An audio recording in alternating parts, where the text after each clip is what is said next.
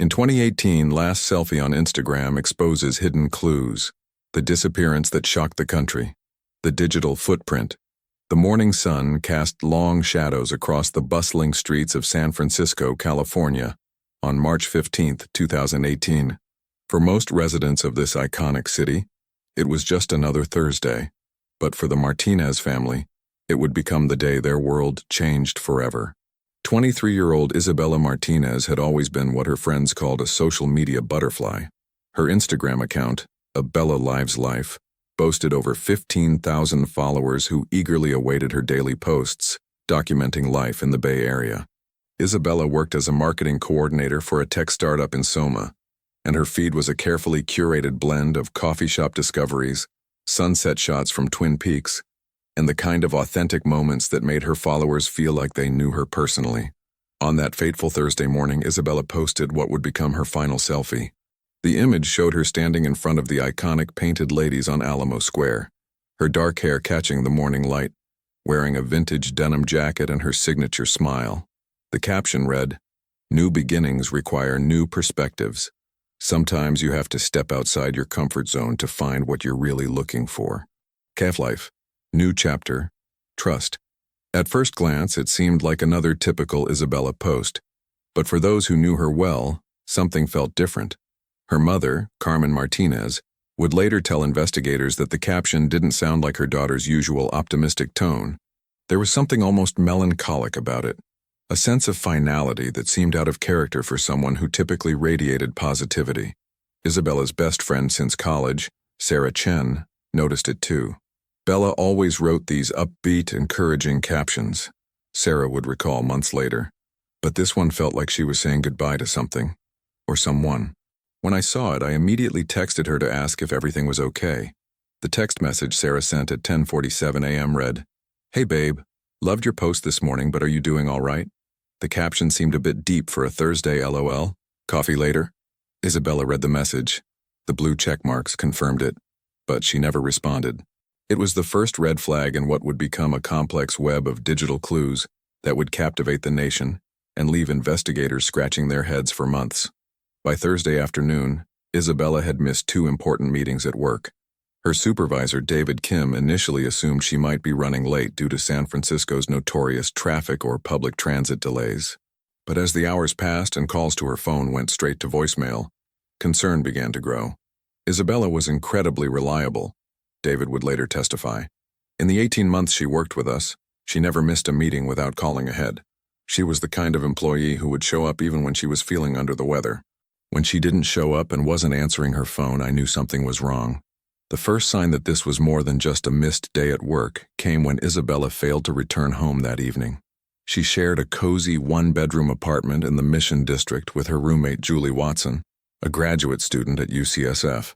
Julie had expected to find Isabella curled up on their vintage couch, probably binge-watching Netflix and complaining about her day, as was their usual Thursday night routine. Instead, Julie came home to an empty apartment.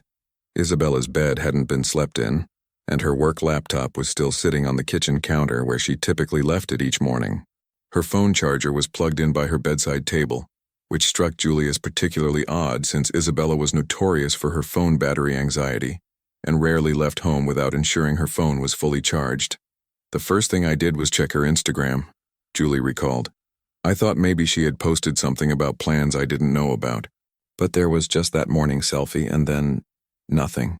As evening turned to night, Julie's worry transformed into genuine fear.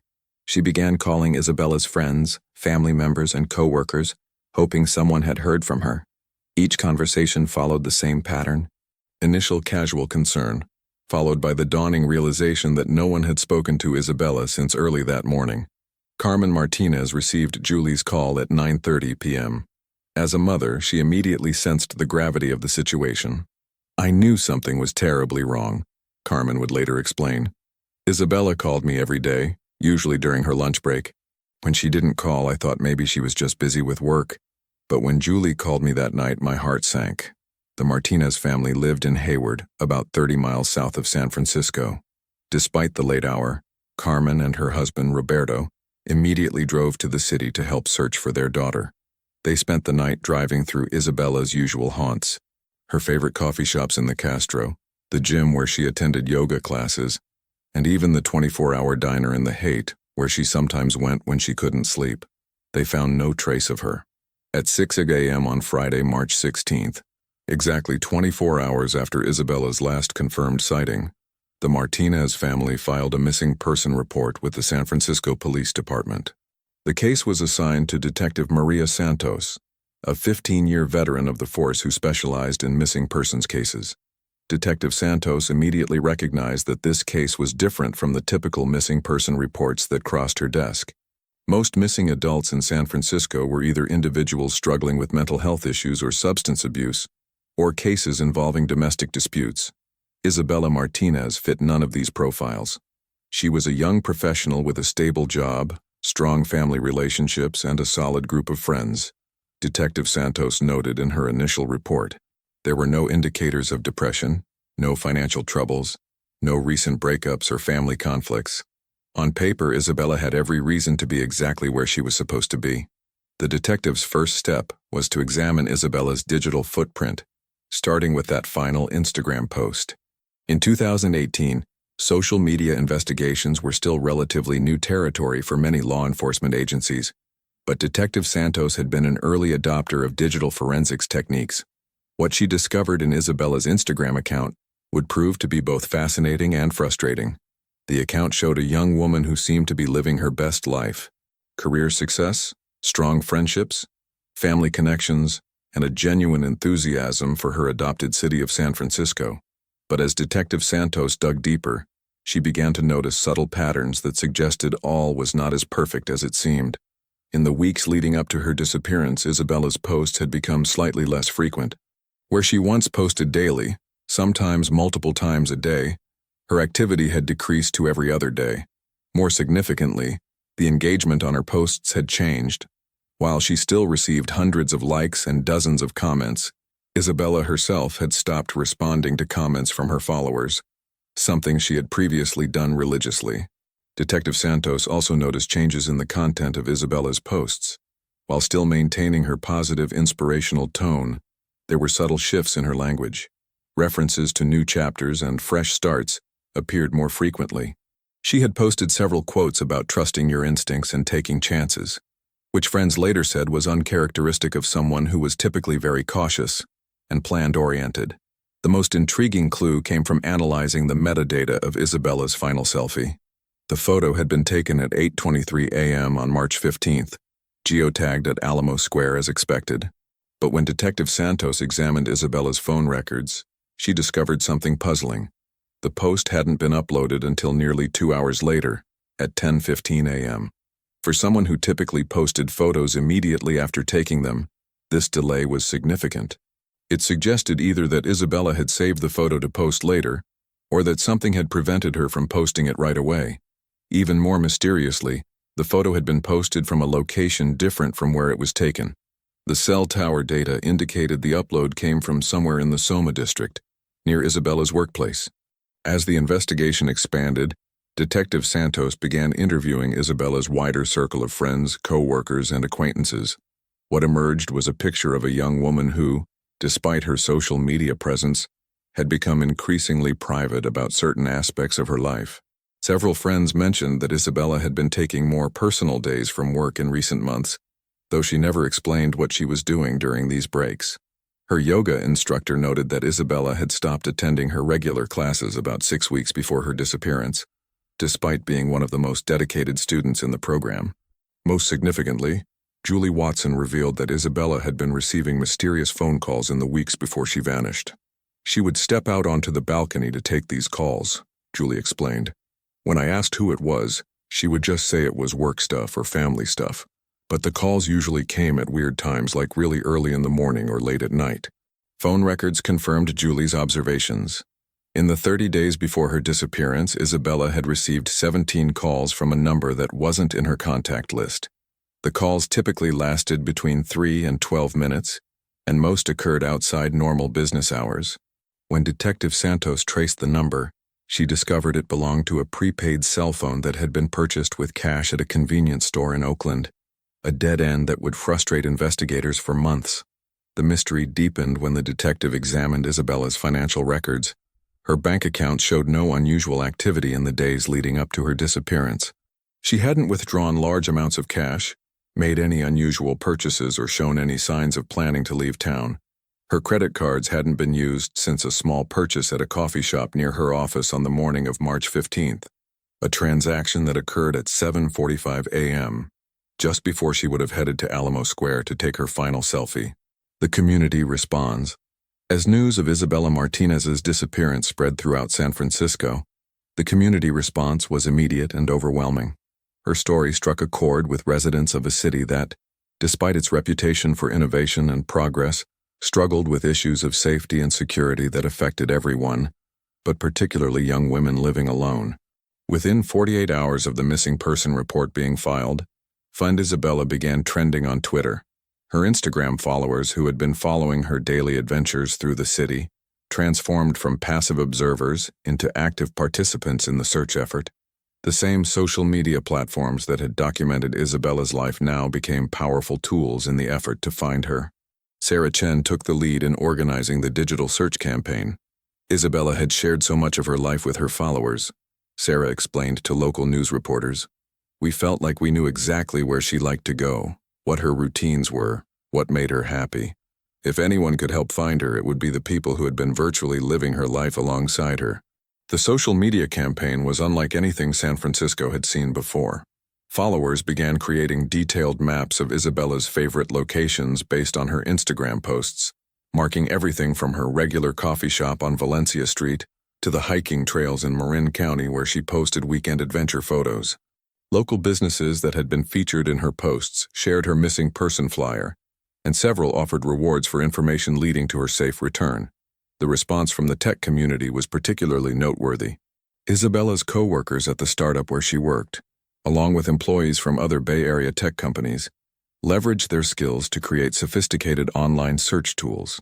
They developed websites that allowed volunteers to systematically search through satellite imagery of the areas Isabella was known to frequent, looking for any signs that might have been missed by traditional search methods. One particularly innovative effort came from a group of data analysts who volunteered to examine Isabella's digital patterns. They analyzed her Instagram posts, check-ins on various social platforms, and even her Spotify listening habits to create a comprehensive profile of her daily routines and preferences. Their goal was to identify any deviations from her normal patterns that might provide clues about what happened to her. We were looking for anomalies, explained Marcus Thompson, one of the volunteer data analysts. Isabella was incredibly consistent in her digital behavior. She posted at specific times, visited the same locations, even listened to similar types of music depending on her mood and activities. Any deviation from those patterns could be significant. The analysis revealed several interesting findings. In the month before her disappearance, Isabella's Spotify activity showed an increase in listening to contemplative, introspective music, a departure from her usual preference for upbeat pop and electronic music. Her Netflix viewing history indicated she had been watching documentaries about people who had disappeared and started new lives, rather than her typical preference for romantic comedies and lifestyle shows. Most intriguingly, her Google search history, which the family had given permission for investigators to examine, showed searches for terms like how to disappear, starting over in a new city, and changing your identity legally. However, these searches were mixed with more mundane queries about work projects and restaurant recommendations, making it difficult to determine their significance. Meanwhile, traditional search efforts were ongoing throughout the Bay Area. The San Francisco Police Department organized ground searches of Golden Gate Park, the Presidio, and other areas where Isabella was known to spend time. Volunteers combed through neighborhoods, posted flyers, and checked with local businesses to see if anyone had spotted her. The search efforts received significant media attention, with local news stations providing daily updates on the case. Isabella's story resonated particularly strongly with young professionals living in the city, many of whom saw themselves reflected in her social media presence and lifestyle. The case sparked broader conversations about safety in San Francisco, the isolation that could exist despite social media connectivity, and the particular vulnerabilities faced by young women living alone in major cities. Detective Santos found herself managing not just a missing person investigation, but a media phenomenon. "I've never seen a case generate this level of public interest," she admitted to reporters. "On one hand, the community engagement is incredibly helpful. We have more eyes looking and more people sharing information than we could ever mobilize through traditional law enforcement channels. On the other hand, we're also dealing with a tremendous amount of false leads and well-meaning, but unhelpful speculation." The false leads were indeed numerous. Isabella's distinctive appearance, long dark hair, bright smile, and fashionable style, led to dozens of reported sightings throughout California and beyond. Each potential sighting required investigation, pulling resources away from other aspects of the case. Some reports came from as far away as Portland, Oregon, and Las Vegas, Nevada, as people convinced themselves they had spotted the missing young woman. One of the most promising leads came from a barista at a coffee shop in Berkeley, who was certain she had served Isabella on the morning of March 16th, the day after her disappearance. The barista, Amanda Rodriguez, was familiar with Isabella through her Instagram posts and was convinced she had recognized her in person. She came in around 9 a.m. and ordered a lavender latte, which was unusual because most of our customers order regular coffee drinks, Amanda explained. She was wearing sunglasses and a baseball cap, but I was sure it was her. She seemed nervous and kept looking around the shop like she was worried about being followed. The lead seemed credible enough that Detective Santos drove to Berkeley to interview Amanda personally and review the coffee shop's security footage. However, the investigation hit another dead end when the footage showed that while the customer did bear a resemblance to Isabella, she was clearly a different person, someone who happened to have similar physical features but was noticeably shorter and had different facial structure when examined closely. This pattern repeated itself dozens of times over the following weeks. Each potential sighting raised hopes among Isabella's family and friends, only to be ultimately ruled out through careful investigation. The emotional toll on the Martinez family was enormous. Every time my phone rang, I thought it might be the call telling us they had found her, Carmen Martinez explained. But each false lead was like losing her all over again. We were grateful that so many people cared and were trying to help, but the constant cycle of hope and disappointment was almost unbearable. If you're following along with Isabella's story and finding it as compelling as we do, we'd love to have you join our community of true crime enthusiasts. Consider subscribing to our channel for more in-depth investigations like this one, and let us know in the comments what you think might have happened to Isabella. Your insights and perspectives are always valuable to us. Digital clues and hidden messages. As the search for Isabella Martinez entered its second week, Detective Santos made a discovery that would fundamentally change the direction of the investigation. While conducting a more detailed analysis of Isabella's social media presence, she noticed something that had been overlooked in the initial review. A pattern of seemingly random comments on other people's Instagram posts that, when examined closely, appeared to contain coded messages. The discovery came about almost by accident. Detective Santos had been reviewing Isabella's account activity in the weeks before her disappearance. When she noticed that Isabella had been unusually active in commenting on posts from accounts she didn't typically engage with, mostly travel bloggers and lifestyle influencers based in other cities. At first, the comments appeared innocuous. "Beautiful shot. Love this energy. Definitely adding this to my list." But when Detective Santos began examining them chronologically, a pattern emerged. Reading the first letter of each comment in the order they were posted, spelled out messages.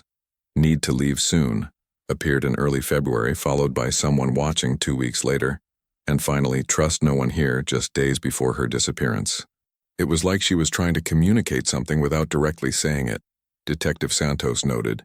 Either she was afraid someone was monitoring her direct messages and posts, or she was trying to leave a breadcrumb trail that only someone looking very carefully would notice. This discovery led to a complete re-examination of Isabella's digital footprint. Investigators began looking for other forms of hidden communication, and what they found painted a picture of a young woman who had been living in fear for weeks before her disappearance. The mysterious phone calls that Julie had mentioned took on new significance. When investigators mapped the timing of these calls against Isabella's coded Instagram comments, they found a correlation. Each series of coded messages had appeared within 24 to 48 hours after receiving one of the untraceable phone calls. Phone records also revealed that Isabella had been in contact with several people she hadn't spoken to in years. She had reached out to college friends who had moved to other cities, former co-workers who had left San Francisco, and even some high school acquaintances who were living in other states. The conversations were brief, and when investigators contacted these individuals, they all reported similar interactions. Isabella had asked casual questions about their current cities, job markets, and what it was like to start over in a new place. "She called me out of the blue in February," recalled Jennifer Park, a college friend who had moved to Seattle. "We hadn't talked in over a year, but she was asking all these questions about Seattle, how expensive it was, whether it was easy to find jobs, what the dating scene was like. I thought maybe she was considering moving, but when I asked her directly, she laughed it off and said she was just curious." Similar conversations had taken place with friends in Portland, Austin, Denver, and even some smaller cities like Asheville, North Carolina, and Boise, Idaho. The pattern suggested that Isabella had been researching potential destinations where she might relocate, but she had been careful not to be too obvious about her intentions. The investigation took another unexpected turn when Detective Santos discovered that Isabella had been taking steps to secure her digital privacy in the weeks before her disappearance. She had changed all of her social media passwords, enabled two-factor authentication on all of her accounts, and had even researched how to permanently delete various types of digital records. Her browsing history revealed extensive research into privacy tools, VPN services, encrypted messaging apps, and methods for creating new digital identities. She had downloaded several apps that allowed for anonymous communication, though investigators found no evidence that she had actually used them to communicate with anyone. Perhaps most significantly, Isabella had been slowly backing up and then deleting digital photos and documents from her cloud storage accounts. The process appeared to have been deliberate and systematic. She had saved important photos and files to external storage devices while removing them from services like iCloud and Google Drive. It was like she was preparing to disappear from the digital world, Detective Santos observed. But she was being very careful about it, doing it gradually over several weeks, so it wouldn't be noticed immediately. The investigation team discovered that Isabella had purchased a high-capacity external hard drive from an electronics store in downtown San Francisco on February 28th. Security footage from the store showed her paying cash for the device, despite typically using credit cards for purchases. The hard drive was never found in her apartment or anywhere else investigators looked. As these digital clues accumulated, a new theory began to emerge. Rather than being the victim of a crime, Isabella Martinez might have deliberately disappeared. The evidence suggested she had been planning to leave her life in San Francisco behind and start over somewhere else. But something had accelerated her timeline and forced her to leave more suddenly than she had originally planned. However, this theory raised as many questions as it answered.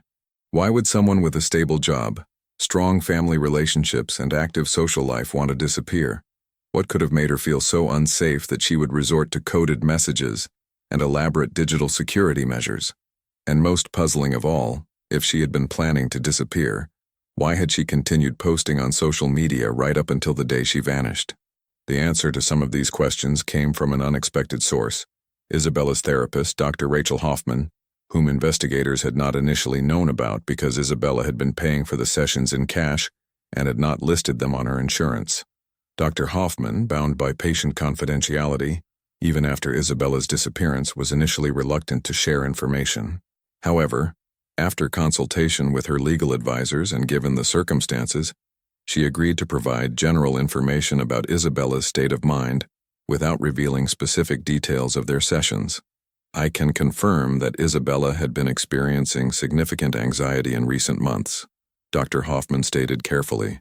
She felt that someone was monitoring her activities and was concerned about her personal safety.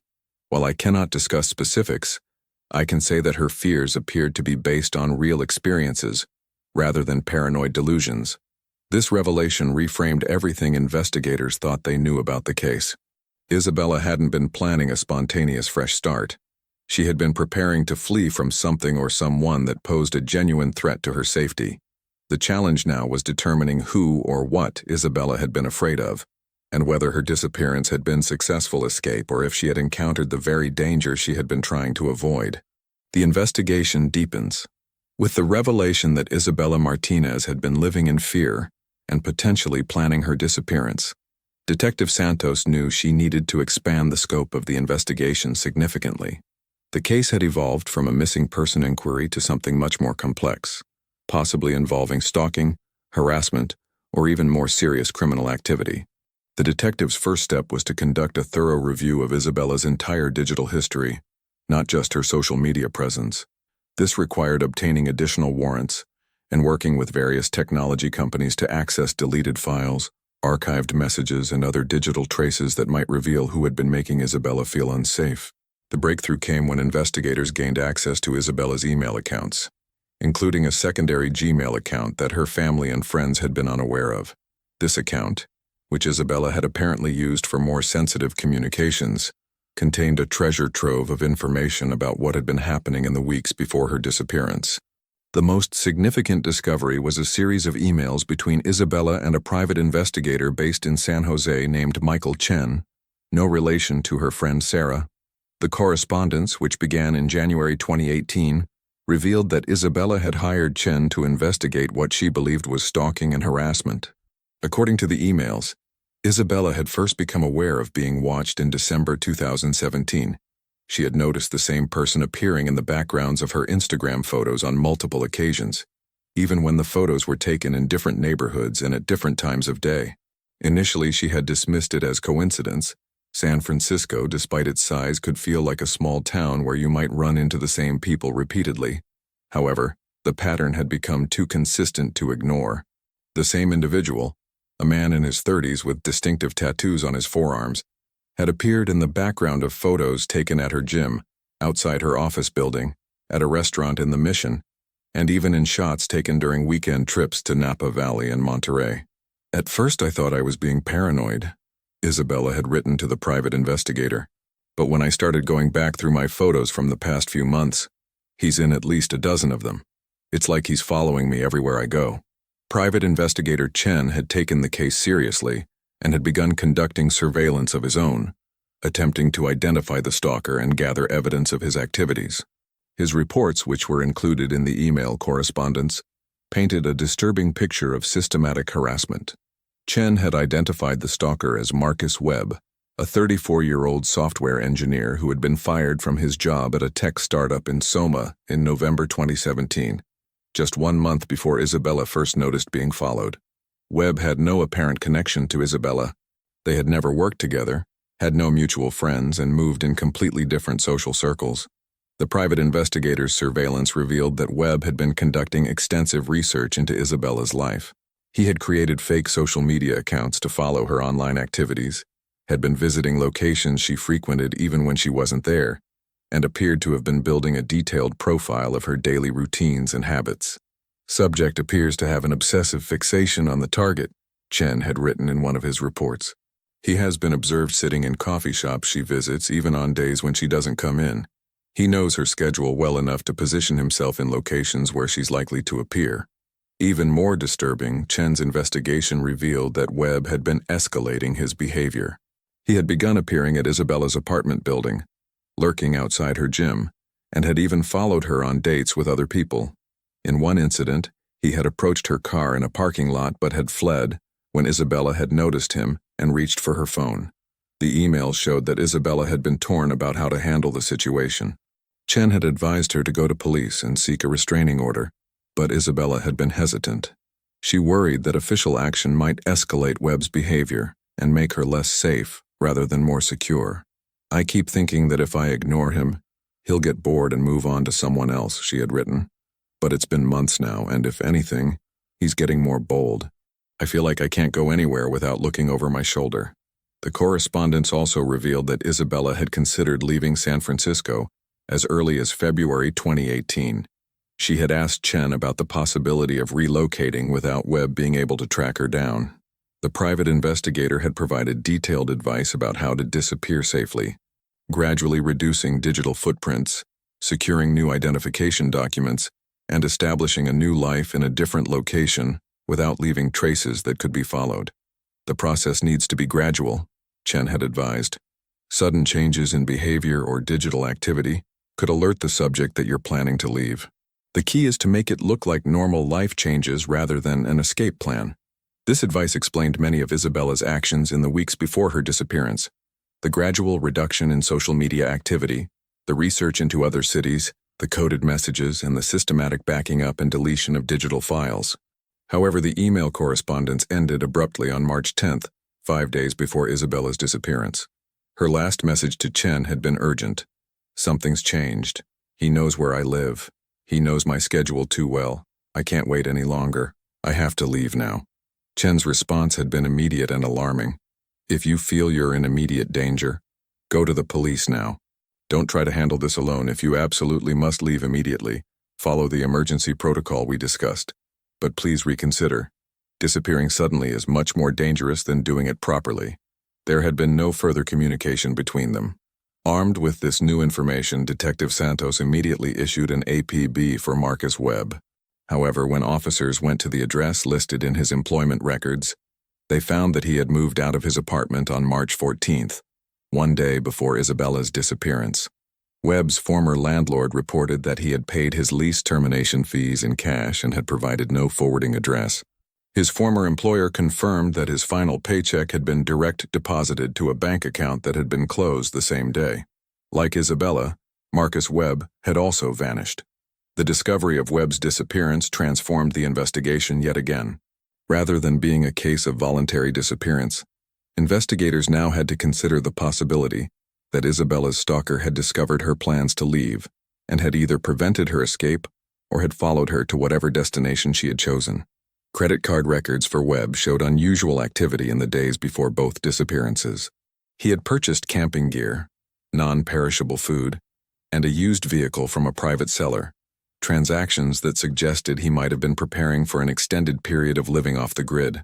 Most ominously, Webb's cell phone had been active in the same general area as Isabella's phone on the morning of March 15th. Both devices had last connected to cell towers in the Soma district around 10:30 a.m., shortly after Isabella's final Instagram post had been uploaded. After that, both phones had gone silent permanently. We know this case is taking some unexpected turns, and we'd love to hear your thoughts on these latest developments. If you're invested in finding out what happened to Isabella and whether she managed to escape her stalker, please consider joining our community by subscribing to the channel. Your engagement helps us continue investigating cases like this one, and we always appreciate when you share your theories and insights in the comments below. The search expands. The discovery of Marcus Webb's involvement in Isabella Martinez's disappearance transformed what had been a local missing person case into a multi-state investigation. Detective Santos found herself coordinating with law enforcement agencies across the western United States as the search for both Isabella and her alleged stalker expanded dramatically. The FBI became involved in the case on March 28th, 13 days after the initial disappearance. Special Agent Jennifer Walsh, who specialized in stalking cases and interstate crimes, took over as the lead federal investigator while continuing to work closely with Detective Santos and the San Francisco Police Department. When we have evidence of stalking behavior that may have resulted in kidnapping or worse, and when the suspects have potentially crossed state lines, it becomes a federal matter, Agent Walsh explained to the Martinez family. We have resources and jurisdictional authority that can help us expand the search in ways that local law enforcement cannot. The federal investigation began with a comprehensive analysis of both Isabella's and Webb's digital footprints, financial records, and known associates. What they discovered painted an even more disturbing picture of Webb's obsessive behavior than had initially been apparent. FBI cybercrime specialists found evidence that Webb had been digitally stalking Isabella for much longer than anyone had realized. He had created multiple fake social media accounts and had been interacting with Isabella's posts for over 8 months before she became aware of his physical presence. He had also been accessing public records databases to gather information about her background, family, and financial situation. More alarmingly, Webb had been researching Isabella's friends and family members as well. He had compiled detailed dossiers on her parents, her roommate Julie, her best friend Sarah, and several of her co-workers. The research included home addresses, work schedules, and social media analysis, suggesting that Webb had been considering how to use Isabella's loved ones against her if necessary. This level of preparation and obsessive behavior indicates a very dangerous individual, Agent Walsh noted in her case files. The subject had clearly been planning some form of escalation for months. When he realized the target was planning to disappear, he may have felt forced to act immediately. The investigation revealed that Webb had been using sophisticated methods to track Isabella's movements. In addition to his physical surveillance, He had been using spyware and GPS tracking techniques. Investigators found evidence that he had briefly gained access to Isabella's phone during a coffee shop encounter in January, allowing him to install tracking software that could monitor her location and communications. This discovery explained how Webb had been able to appear in so many of Isabella's photos and how he had known her detailed schedule. It also suggested that he might have been aware of her communications with the private investigator and her plans to disappear. The FBI's analysis of Webb's financial records revealed a pattern of increasingly erratic behavior in the months leading up to the disappearances. He had liquidated his entire retirement account in February, had sold his car and most of his possessions, and had been living almost entirely on cash since losing his job in November. Most significantly, Webb had purchased a variety of items that suggested he was preparing for a long-term disappearance or extended period of isolation. In addition to the camping gear that had been previously discovered, he had bought water purification equipment, solar power devices, and enough preserved food to last several months. The FBI also discovered that Webb had been researching remote areas throughout the western United States, with particular focus on areas in Nevada, Arizona, and eastern California, where someone could potentially live off the grid for extended periods. His internet search history included detailed queries about desert survival, abandoned mining towns, and areas with minimal law enforcement presence. Based on this evidence, the search for Isabella and Webb expanded to include vast areas of the American Southwest. The FBI coordinated with local law enforcement agencies in Nevada, Arizona, Utah, and New Mexico to conduct systematic searches of remote areas where Webb might have taken Isabella. The search efforts were massive and sophisticated. Helicopter crews covered thousands of square miles of desert terrain, looking for any signs of habitation or recent activity. Ground teams investigated abandoned buildings, old mining sites, and remote camping areas. Satellite imagery was analyzed to look for vehicles, temporary structures, or other indicators of human presence in isolated locations. Local communities throughout the region were alerted to be on the lookout for both Isabella and Webb. Their photos were distributed to gas stations, grocery stores, and other businesses in small towns across the Southwest, with particular attention paid to establishments that sold supplies that might be needed for desert living. The case received extensive media coverage throughout the region, with local news stations in Las Vegas, Phoenix, Albuquerque, and Salt Lake City providing regular updates on the search efforts. The story of the young woman from San Francisco who had been stalked and possibly kidnapped resonated with viewers across multiple states, leading to hundreds of tips and potential sightings. However, as had been the case in California, most of the tips proved to be false leads. The combination of Isabella's distinctive appearance and the widespread media coverage meant that people were reporting sightings of women who bore even passing resemblances to her, while Webb's more ordinary appearance made it difficult for witnesses to positively identify him. One of the most promising leads came from a gas station attendant in Barstow, California, who reported selling supplies to a couple matching Isabella and Webb's descriptions on March 16th, the day after the disappearance. Security footage from the station showed a man and woman purchasing water, food, and gasoline, but the quality of the video was too poor to make positive identifications. The woman looked like she might have been distressed, the attendant, Maria Gonzalez, reported. She kept looking around nervously and didn't speak at all while the man handled the transaction. I remember thinking at the time that something seemed off about the situation, but I didn't think to write down their license plate number or anything. The Barstow sighting led to intensified searches in the Mojave Desert region, but no additional evidence was found. Similarly, reported sightings in small towns throughout Nevada and Arizona led to extensive ground searches, but investigators were unable to confirm that any of the sightings were actually Isabella and Webb. As weeks turned into months, the investigation began to focus on a different possibility, that Webb and Isabella might never have left California at all. FBI behavioral analysts suggested that Webb's research into remote desert locations might have been deliberately misleading, designed to throw off any potential investigation. Sophisticated stalkers often engage in misdirection, explained FBI behavioral analyst Dr. Patricia Moore. He knew that if Isabella disappeared, there would be an investigation. By creating a digital trail that suggested he was planning to go to remote desert areas, he may have been trying to lead searchers away from where he actually took her. This theory led investigators to refocus their efforts on areas closer to San Francisco. They began systematically searching locations within a few hours' drive of the Bay Area, where someone could potentially hold a person against their will, or where bodies might be concealed. The search expanded to include abandoned buildings in Oakland and San Jose, remote areas in the Santa Cruz Mountains, and isolated beaches along the Northern California coast.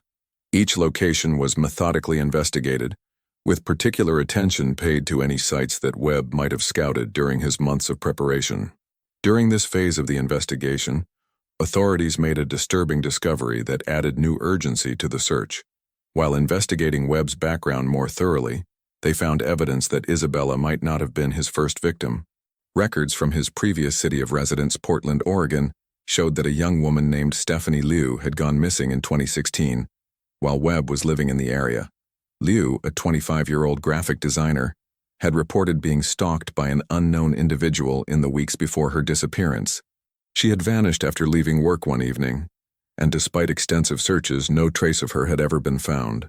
The similarities between Liu's case and Isabella's disappearance were striking. Both women were young professionals living alone in major cities. Both had reported feeling watched and followed, and both had disappeared suddenly after months of escalating stalking behavior. Neither woman had been found despite extensive investigations. The pattern suggests we may be dealing with a serial predator, Agent Walsh noted grimly. If Webb is responsible for both disappearances, Isabella's life could be in immediate danger. We have to assume that time is running out. Portland police reopened Stephanie Liu's case and began comparing evidence from both investigations. They found additional connections. Webb had been employed by a tech company in Portland at the time of Liu's disappearance, and cell phone records showed he had been in the vicinity of her apartment building on the day she vanished. The discovery of a potential second victim intensified the search efforts and brought additional federal resources to bear on the case. The FBI's Behavioral Analysis Unit developed a comprehensive profile of Webb, predicting his likely behavior patterns and the types of locations where he might take his victims. According to the profile, Webb was likely to choose isolated locations where he could maintain complete control over his victims while avoiding detection. He would probably select sites that were accessible by vehicle, but not visible from main roads or frequented by other people. The locations would likely have some form of shelter and access to water, allowing him to stay for extended periods if necessary. Based on this profile, search teams focused their efforts on abandoned ranch properties, old logging camps, and remote cabins throughout Northern California. They also investigated properties that Webb might have accessed through his work in the tech industry, including corporate retreat facilities and company-owned rural properties that might have been vacant or underutilized. A break in the case. The breakthrough in the Isabella Martinez case came from an unexpected source, a hiker who had gotten lost in the remote hills east of San Jose while attempting to photograph wildflowers for a nature blog. On April 18th, more than a month after Isabella's disappearance, photographer David Chen, no relation to private investigator Michael Chen or Isabella's friend Sarah, was exploring an area of Henry W. Coe State Park when he became disoriented and wandered off the marked trails. While attempting to find his way back to his car, he spotted what appeared to be a small structure hidden among the trees in an area that was supposed to be wilderness. Curious about what seemed to be an unauthorized building in state parkland, Chen approached the structure and discovered it was a small camouflaged cabin that appeared to have been recently occupied. Solar panels were hidden among the tree branches, and there were clear signs of recent human activity. Fresh tire tracks leading to the site, recently extinguished cooking fires, and various supplies that suggested someone had been living there. Most significantly, Chen spotted something that immediately alarmed him: women's clothing hanging from a makeshift clothesline, including a vintage denim jacket that looked exactly like the one Isabella had been wearing in her final Instagram post. Chen immediately hiked back to where he had cell phone reception and called 911. Within hours, law enforcement had mobilized a massive response to the remote location, including FBI agents, local police, search and rescue teams, and tactical units prepared for a potential hostage situation. When tactical teams approached the cabin on the morning of April 19th, they found it unoccupied. However, evidence inside the structure confirmed their worst fears while also providing the first real hope the case had seen in weeks.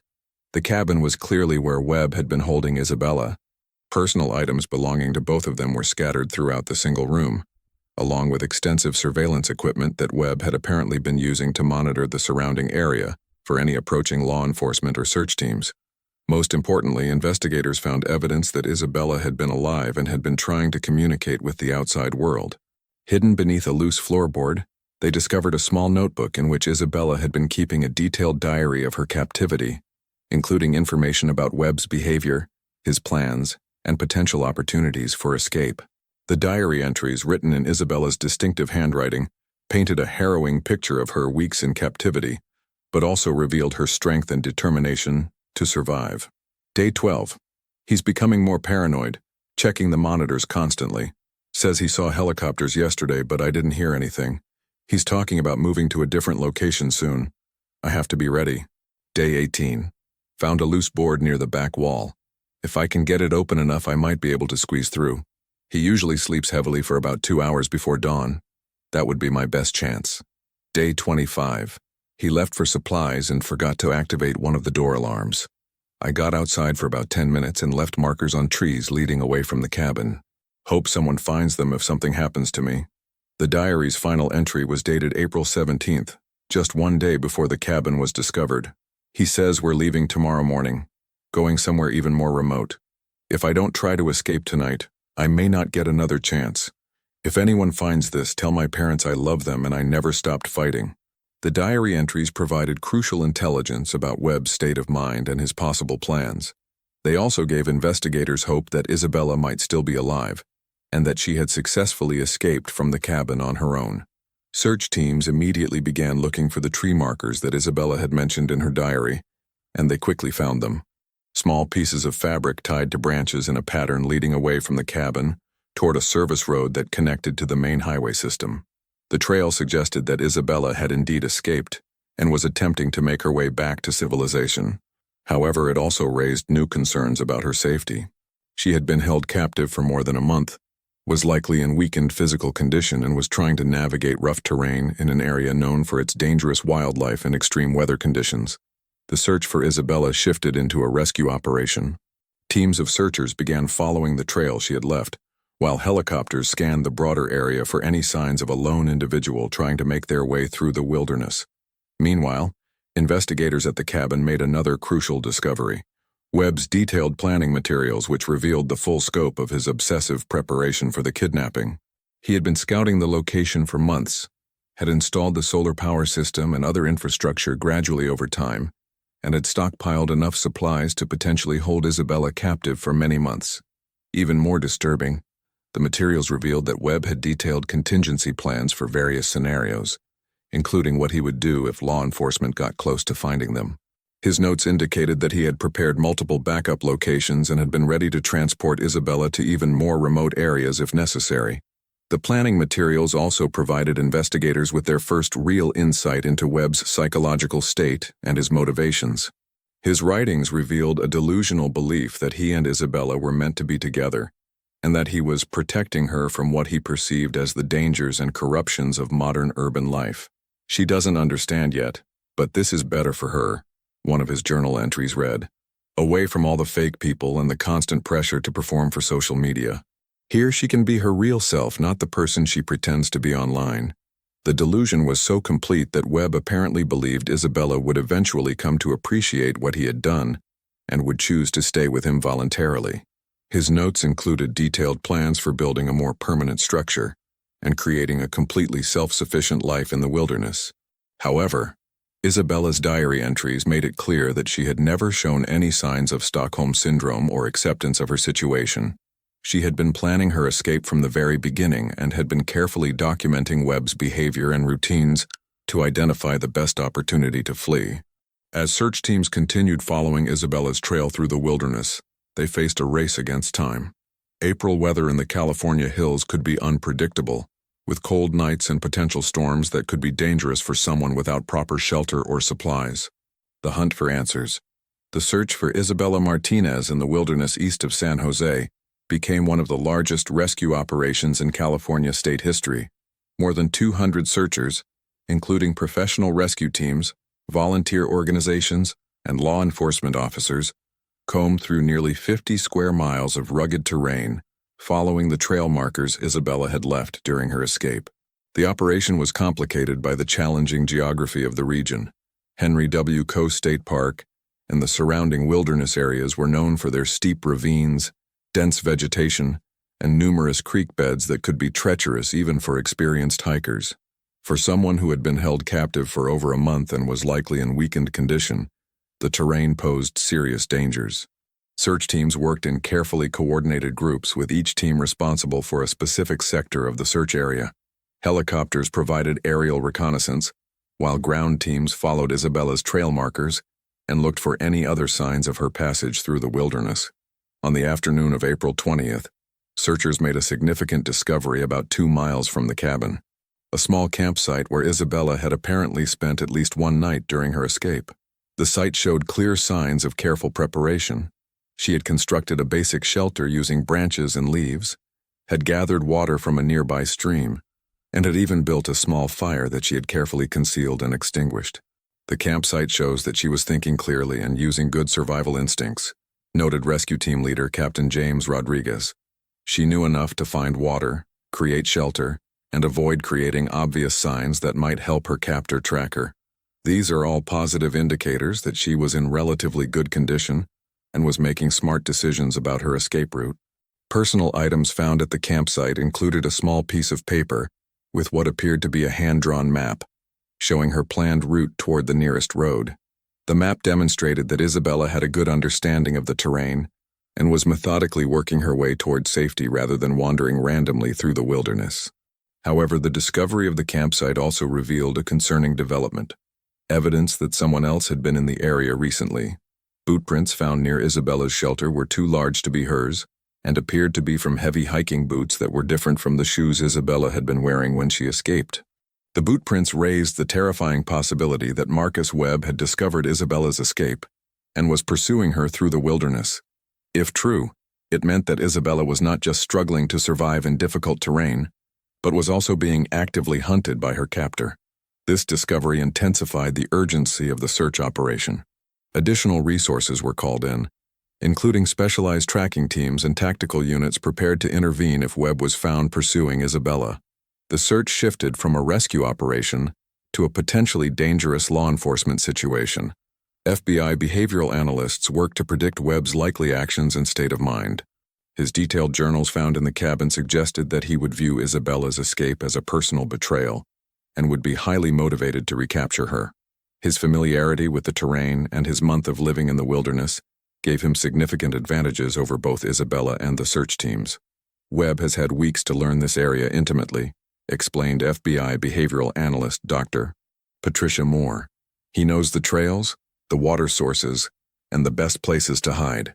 If he's pursuing Isabella, she's at a serious disadvantage despite her head start.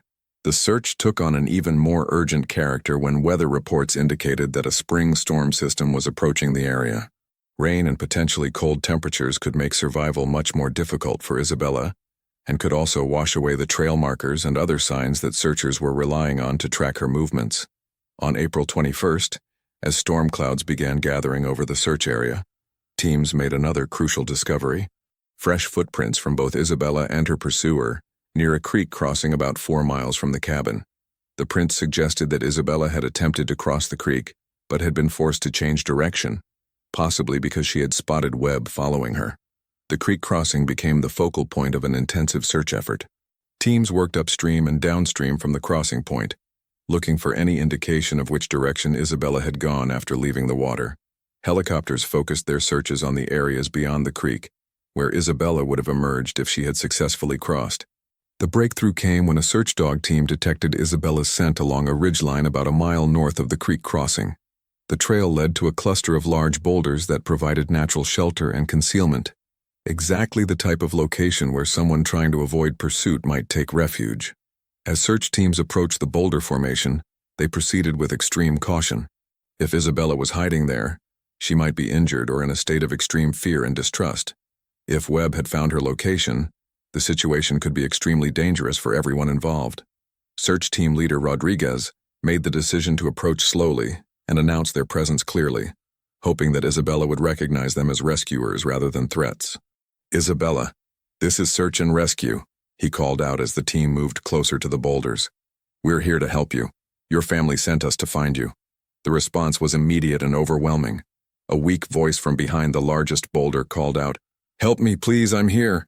It was Isabella Martinez, alive but exhausted after nearly a week of survival in the wilderness.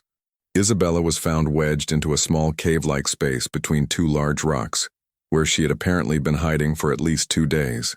She was dehydrated, suffering from exposure, and had several minor injuries from her journey through the rough terrain. But she was conscious, coherent, and able to communicate clearly with her rescuers. "I saw him following me," Isabella told paramedics as they began treating her for dehydration and exposure. "I could hear him calling my name, getting closer. I found this hiding place and decided to wait for help rather than keep running. I was afraid I would lead him to other people if I made it to a road." Even in her weakened condition, Isabella's first concern was for the safety of others. She provided detailed information about Webb's location and behavior, warning searchers that he was armed and had become increasingly unstable as he realized that his elaborate plans were falling apart. "He has a gun," Isabella warned. "He's been talking to himself, saying that if he can't have me, no one can. He's not thinking rationally anymore. Please be careful." As paramedics prepared Isabella for helicopter evacuation to the nearest hospital, law enforcement teams began an intensive search for Marcus Webb. His capture became the immediate priority, both to ensure he couldn't harm anyone else and to bring justice for the weeks of terror he had inflicted on Isabella and her family. The operation to locate Webb involved tactical teams, tracking specialists, and behavioral analysts working together to predict his likely actions and locations. Given his deteriorating mental state and the collapse of his elaborate plans, experts warned that he might attempt to harm himself or others in a final desperate act. The search for Webb would prove to be just as challenging as the rescue of Isabella had been, but now law enforcement had the advantage of detailed intelligence about his behavior, capabilities, and psychological state. They also had Isabella's first-hand account of his actions and statements, which provided crucial insights into his likely next moves.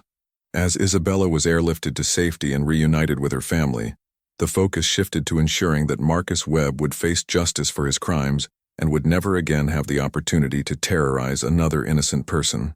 Justice and healing. Isabella Martinez's rescue on April 21, 2018, marked the end of one of the most intensive missing person searches in California history, but it was only the beginning of a complex process of healing and justice that would continue for years to come. Isabella was transported by helicopter to Stanford Medical Center, where she was treated for dehydration, malnutrition, and multiple minor injuries sustained during her escape through the wilderness. Physically, her doctors determined that she would make a full recovery within a few weeks. Psychologically, however, the trauma of her 5-week captivity would require extensive therapy and support.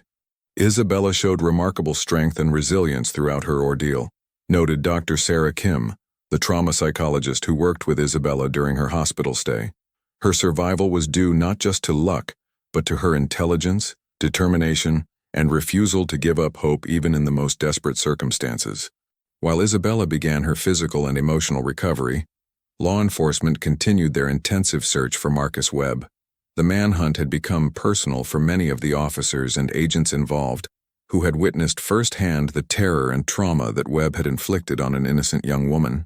The search for Webb proved to be shorter than many had anticipated, but it ended in tragedy rather than the clean resolution that everyone had hoped for.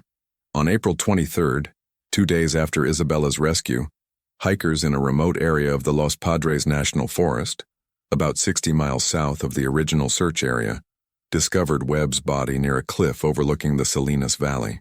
The medical examiner determined that Webb had died from a self-inflicted gunshot wound, apparently choosing to take his own life rather than face capture and prosecution. A suicide note found with his body contained rambling, delusional statements about his relationship with Isabella and his belief that society had corrupted her against him. He never acknowledged that what he did was wrong, Agent Walsh noted after reviewing Webb's final writings. Even at the end, he maintained the delusion that he was protecting Isabella rather than terrorizing her.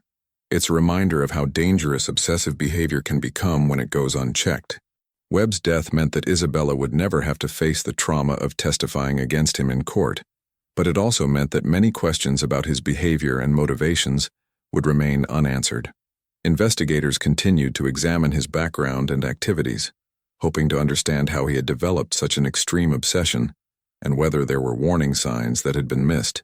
The investigation into Webb's background revealed a pattern of escalating antisocial behavior that had begun years before his fixation on Isabella.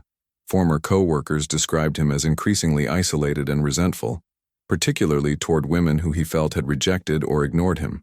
His internet activity showed a steady progression into online communities that promoted misogynistic ideologies and blamed women for men's social and professional failures. Webb represents a particularly dangerous type of individual, explained FBI behavioral analyst Dr. Moore. He combined obsessive personality traits with a sense of entitlement and a complete lack of empathy for his victims' autonomy and well-being. His case serves as an important reminder of how online radicalization can lead to real-world violence. The investigation also revealed connections to the earlier disappearance of Stephanie Liu in Portland. While Webb's death meant he could never be prosecuted for Liu's disappearance, evidence found in his possessions strongly suggested that he was responsible for her fate as well. This discovery provided some closure for Liu's family, though it came too late to save her. As the criminal investigation concluded, Isabella faced the challenging process of rebuilding her life and recovering from her trauma. She chose to take an extended leave from her job and moved back in with her parents in Hayward while she focused on her physical and emotional healing. Isabella also made the difficult decision to completely change her relationship with social media. The Instagram account that had inadvertently helped her stalker track her activities was deleted, and she chose to maintain only minimal online presence under a different name. The vibrant public persona that had defined Bella Live's life was retired permanently. Social media had been such a big part of how I express myself and connected with people, Isabella explained in a rare interview 6 months after her rescue. But I realized that sharing so much of my life online had made me vulnerable in ways I never considered. I needed to find new ways to connect with people that felt safer and more authentic. Isabella's case sparked important conversations about digital privacy and social media safety, particularly for young women. Her experience highlighted how seemingly innocent social media posts could be used by stalkers to track victims' movements and routines. Social media platforms began implementing new safety features and educational programs to help users protect themselves from similar threats. The case also led to changes in how law enforcement approaches missing person cases involving potential stalking. The sophisticated digital investigation techniques used to uncover Webb's obsessive behavior became standard practice, and police departments across the country began training officers to recognize the warning signs of escalating stalking behavior. Private investigator Michael Chen, who had been working with Isabella before her disappearance, used her case as an example of the importance of taking stalking seriously and seeking help immediately when patterns of unwanted attention are identified. His business grew significantly as more people became aware of the resources available to help them deal with stalking situations. Isabella's case showed both the dangers of waiting too long to seek help and the importance of having a professional safety plan. Chen noted, "If she had been able to implement our original gradual disappearance plan instead of being forced to leave suddenly, the outcome might have been very different." As Isabella continued her recovery, she made the decision to use her experience to help others who had faced similar traumas. She began volunteering with organizations that supported stalking victims and worked to raise awareness about the warning signs of obsessive behavior. "I realized that what happened to me could happen to anyone," Isabella explained. "If sharing my story can help even one person recognize the signs of stalking behavior and get help sooner, then something positive will have come from this nightmare." Isabella's family also became advocates for victims' rights and worked to support other families dealing with missing person cases. Carmen Martinez, Isabella's mother, became particularly involved with support groups for families of missing persons, using her experience to provide comfort and guidance to others facing similar situations. The Isabella Martinez case became a landmark example of how social media investigation techniques could be used to solve complex disappearance cases. The digital breadcrumbs that Isabella had left, both intentionally and unintentionally, had been crucial in understanding what happened to her and ultimately in saving her life. Detective Santos, who had led the initial investigation, received commendations for her innovative use of social media analysis and digital forensics. The techniques she developed during Isabella's case became standard training materials for missing person investigators across the country. Isabella's case taught us that in the digital age, people leave traces of their lives everywhere, Detective Santos reflected. Learning to read those traces and understand what they're telling us can mean the difference between life and death for missing persons. A new chapter 2 years after her rescue, Isabella Martinez had built a new life that balanced her hard-won wisdom about personal safety with her natural desire to connect with others and make a positive impact in the world. She had returned to work, though with a different company and a much more private approach to her personal life. She had also begun studying criminal justice, with plans to eventually work with law enforcement agencies to improve how they handle stalking and missing person cases. The vintage denim jacket that had appeared in her final Instagram post, the same jacket that had helped searchers identify the cabin where she had been held, was donated to a museum exhibit about crimes in the digital age. Isabella felt it was important for people to understand how social media could be both a tool for connection and a weapon for those who wish to harm others. "I don't want people to be afraid of technology or social media," Isabella said in a speech at a conference on digital safety, "but I want them to be aware of the risks and to make conscious choices about what they share and with whom. Privacy isn't about having something to hide, it's about having control over your own life and story." The case of Isabella Martinez became required reading in criminal justice programs across the country and was featured in numerous documentaries and true crime programs. However, Isabella was careful to maintain control over how her story was told, ensuring that the focus remained on education and prevention rather than sensationalism. The location where Webb had held Isabella captive was permanently closed to the public, and the illegal structures were removed. The area was restored to its natural state, with no remaining traces of the horror that had occurred there. Isabella requested that no memorial be placed at the site, preferring that it simply return to being part of the wilderness. Isabella's Instagram account, A Bella Lives Life, remained deactivated, but her story continued to live on through the safety education programs she supported and the changes in law enforcement practices that her case had inspired. The final post, that seemingly innocent selfie taken in front of the painted ladies, had become an iconic image representing both the dangers and the power of social media. In many ways, Isabella's story was a reminder that even in our connected digital world, people could still vanish without a trace, could still find themselves in desperate situations where survival depended on courage, intelligence, and the refusal to give up hope. But it was also a testament to the power of community, the importance of taking threats seriously, and the possibility of finding justice even in the most complex and challenging cases. Isabella Martinez had not just survived her ordeal, she had transformed it into a force for positive change that would protect countless others in the years to come.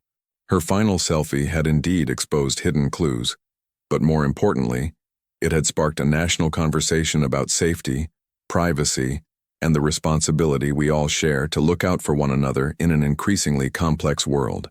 As she often said in her speaking engagements, the goal isn't to live in fear, but to live with awareness. When we understand the risks, we can make better choices. When we support each other, we're all safer. And when we refuse to be silent about the dangers we face, we create a world where fewer people have to go through what I experienced. Isabella's story was ultimately one of survival, resilience, and hope. A reminder that even in the darkest circumstances, the human spirit can endure and emerge stronger than before.